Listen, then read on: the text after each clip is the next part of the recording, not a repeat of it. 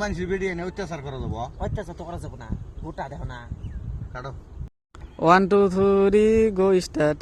এই কি কও? বউ মনে হয় টিকবো না। কে টিকবো না কে? টিকবো কোন থেকে?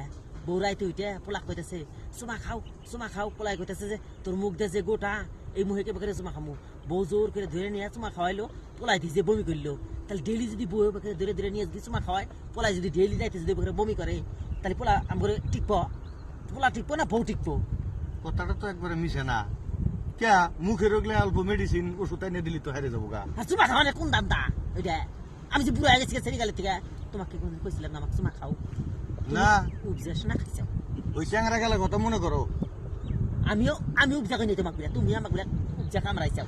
এই চ্যাংরা গেলে কথা মনে করো। তাহলে ওই তো মনে পোলাপান করছি। মানুষ অগর ওগুলা মনে চায় না। আমার মতো তার বউ অত সম্ভব না।